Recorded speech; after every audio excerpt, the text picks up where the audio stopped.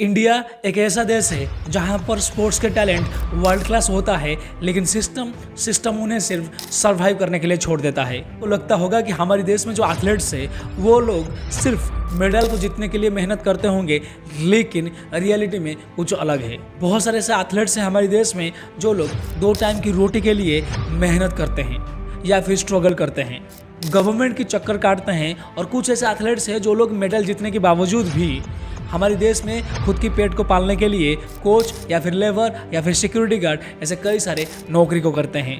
तो ज़रा सोचो कि जिस देश में जो एथलीट्स है वो मेडल जीतने के बावजूद भी खुद को गुजारा करने के लिए सर्वाइवल मोड में जी रही है, वहाँ पर वो लोग वर्ल्ड चैंपियन कैसे बनेंगे। ये वीडियो उन एथलीट्स के बारे में है, उनकी स्ट्रगल्स के बारे में है और हमारे देश की जो स्पोर्ट्स अथॉरिटी है छुपा हुआ शॉकिंग ट्रूथ के बारे में है। चलिए शुरू करते हैं। गोल्ड मेडल, सिल्वर मेडल जीते तो आपको सरकार की तरफ से कुछ भी नहीं मिला, आप इंटरनेशनल प्लेयर हैं। नहीं मिला है, इसीलिए तो सब्जी लगा रहे हैं। मतलब पिछले साल आप गोल्ड मेडल सिल्वर जीते हैं और एक साल में आपको सब्जी बेचना पड़ रहा है। प्रतिदिन की आमदनी कितना होगा अपना खाली घर का खर्चा उठाने के लिए? दोस्तों, भारत में हर गांव में एक नीरज चोपड़ा छुपा बैठा है और हर छोटी बस्ती में एक मैरी कॉम पैदा हो रही है और हर गली में एक मीराबाई चानू वजन उठा रहा है। लेकिन सवाल यहाँ पर यही है कि इनमें से कितने लोगों को मौका मिलता है, तो इसका जवाब होता है लगभग 0।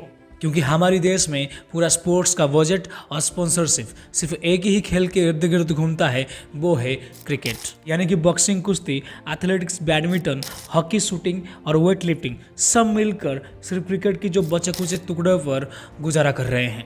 इसीलिए एक IPL सीजन में जो पैसा खर्चा होता है वो लगभग 18,000 करोड़ का होता है और बाकी जो ओलंपिक्स की गेम पे जो पूरा साल भर का जो बजट रहता है वो सिर्फ 2500 से 3,000 करोड़ का रहता है।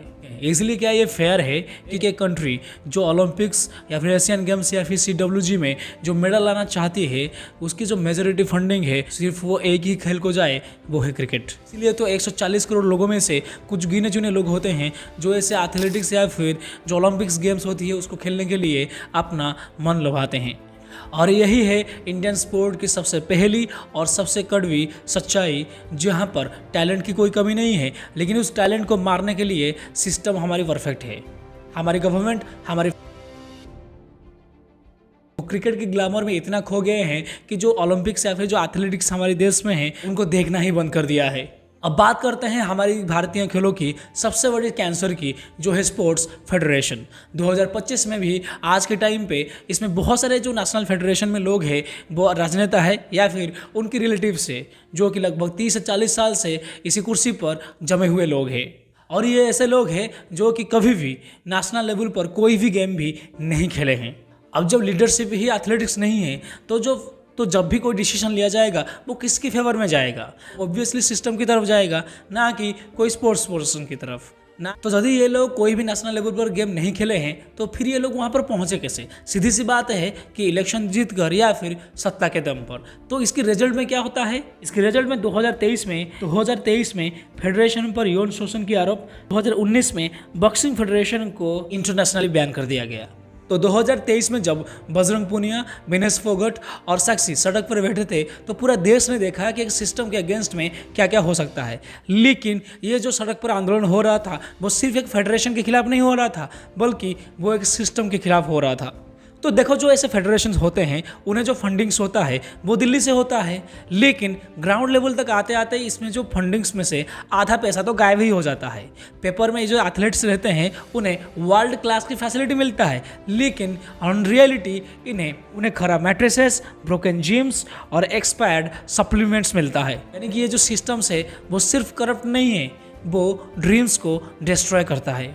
शायद आपको सुनकर ये शौक लगेगा, लेकिन ये सच है। हमारे देश में जो एथलीट्स है वो खुद की या फिर अपनी फैमिली को गुजारा करने के लिए वो काम करते हैं। ये वही लोग हैं जो नेशनल लेवल पे या फिर इंटरनेशनल लेवल पर मेडल जीतकर अपना देश का नाम रोशन करते हैं, लेकिन खुद के घर के लिए रोटी खरीदने के लिए उन्हें डिलीवरी की जॉब या फिर सिक्योरिटी गार्ड का नौकरी करना पड़ता है। क्योंकि आपने कई बार सुना होगा कि कोई नेशनल मेडलिस्ट वेटर है तो कोई इंटरनेशनल बॉक्सर गोलगप्पा बेच रहा है। ऐसे ही एक एथलीट्स जिनका नाम है सीता साहू, जो कि मध्य प्रदेश से है, वो 2 बार एथेंस स्पेशल ओलंपिक्स में 2011 में जो हुआ था उसमें ब्रॉन्ज मेडल जीते हैं। लेकिन वो आज के टाइम पे खुद की गुजारा करने के लिए गोलगप्पे बेच रहे हैं। बस यही नहीं, शांति देवी, जो कि नेशनल कबड्डी लेवल में टीम में खेले हुए थे, वो भी आज के टाइम पे खुद की गुजारा करने के लिए सब्जियां बेच रहे हैं। बस यही नहीं, और एक है जिनका नाम है नौरी मुंडू, जो कि झारखंड से बिलोंग करते हैं, जो कि 19 बार नेशनल लेवल में खेल चुके हैं। वो आज के टाइम पे खुद की गुजारा करने के लिए एक प्राइवेट स्कूल में टीचर के तौर पर काम कर रहे हैं। ऐसे ही और कई सारे, जैसे कि एस शांति, निशा, रानी दत्त, ऐसे कई खिलाड़ी हैं जो कि आज के टाइम पे गुजारा करने के लिए कई सारे अलग अलग काम को कर रहे हैं। इमेजिन कीजिए कि एक तरफ चाइना और यूएसए, जहां पर उनके देश के एथलीट्स को सैलरी, डाइटिशियन, फिजियोथेरेपिस्ट और साइकोलॉजिस्ट ऐसे कई सारे सर्विस मिलता है, वहीं पर हमारे देश में जो एथलीट्स है उनकी यदि इंजरी हो जाता है तो खुद की इंजरी को ठीक करने के लिए उन्हें खुद की पैसा खर्चा करना पड़ता है। और ये वही एथलीट्स है जो कि ओलंपिक्स और एशियन गेम्स में मेडल लाने की सपना देखते हैं, लेकिन रियलिटी में इनकी ये जो सपना है, उनकी घर की जो राशन बिल है, उसके सामने छोटी लगती है। हमारे देश में जो सिस्टम है वो एथलीट्स को हीरो नहीं बनाता है, बल्कि उन्हें एक सर्वाइवर बना देता है। तो यदि हम लोग थोड़ा डीपली बात करेंगे तो इंडिया की जो स्पोर्ट्स है उसकी यदि बिगेस्ट विलियन हम देखेंगे तो कोई स्कैम नहीं या फिर कोई करप्ट ऑफिशियल्स नहीं, बल्कि हमारे देश में जो क्रिकेट की मोनोपोली है वही है। तो देखो, क्रिकेट को मैं भी हेट नहीं करता हूँ, मैं भी एक फ़ैन हूँ, लेकिन प्रॉब्लम तब स्टार्ट होता है जब हमारे देश में जो एक ही स्पोर्ट जब 90% बजट खा जाता है, बाकी जो 50+ स्पोर्ट्स है उन्हें सिर्फ 10% बजट मिलता है। यानी कि सीधी सी बात कहूँगा तो एक BCCI जो है वो एक कंट्री लेवल का रीच है, और लेकिन जो बाकी जो स्पोर्ट्स फेडरेशन है वो सर्वाइव करने के लिए भी स्ट्रगल कर रहे हैं। तो आपने गली क्रिकेट तो खेले होंगे अपनी मोहल्ले में, लेकिन कभी अपने मोहल्ले में ये देखे हैं gymnastic ground, boxing ring, athletics track और रेसलिंग मैट देखा है? बिल्कुल भी नहीं। रियलिटी यही है कि जो क्रिकेट की साइन है ना, वो बाकी स्पोर्ट्स को अंधेरे में ढकल चुका है। आपने देखा होगा कि IPL का एक सीजन जब खत्म होता है तो BCCI ने लगभग हज़ारों करोड़ रुपया कमा लेता है, लेकिन उसी साल जब कोई हॉकी टूर्नामेंट खेला होता है तो कभी आपने देखा है कि वहाँ पर कितने लोग जाते हैं? पूरे जो स्टेडियम रहता है वो खाली रहता है, और स्पॉन्सरशिप उन्हें ना के बराबर मिलता है। देखो, क्रिकेट कोई प्रॉब्लम नहीं है, बट प्रॉब्लम ये है कि हमारे देश में जो लोग हैं वो क्रिकेट को एक एंटरटेनमेंट के तौर पर ले लिया है, और जो बाकी की जो स्पोर्ट्स है उसे इग्नोर कर दिया है। तो जब कोई नेशनल लेवल या फिर इंटरनेशनल लेवल का टूर्नामेंट होता है, तो जब उसमें कोई भी खिलाड़ी मेडल नहीं लाता है तो लोग क्या कहते हैं कि हमारे देश में टैलेंट तो नहीं है। असल में हमारे देश में टैलेंट है, लेकिन सपोर्ट बिल्कुल भी नहीं है। जब तक ये मोनोपोली नहीं खत्म होगा तब तक हम 2032 या फिर 2036 या फिर 2040 में ऐसे ही कहते रहेंगे कि हमारे देश में इतने सारे लोग हैं और मेडल सिर्फ 10 से 12 आता है। अब बात करते हैं जो एथलीट्स होते हैं उनकी मेंटल प्रेशर के बारे में। हम जब भी एथलीट्स के बारे में बात करते हैं तो उनकी ट्रॉफीज़ या फिर मेडल्स या फिर उनकी सेलिब्रेशन की बात करते हैं, लेकिन इसके पीछे जो मेंटल प्रेशर छुपा हुआ है उसके बारे में हम लोग बिल्कुल भी बात नहीं करते हैं। हमारे देश में ये जो मेंटल हेल्थ है उसे आज के टाइम पे भी वीकनेस माना जाता है, लेकिन एथलीट्स जो होते हैं उनकी केस में इसे बिल्कुल भी प्रायोरिटी माना नहीं जाता है। एक गलती, एक इंजरी, एक डिफीट और सब उन पे टूट पड़ते हैं, कोचेस, फेडरेशन, पब्लिक, मीडिया और कभी कभी तो उनकी खुद की फैमिली।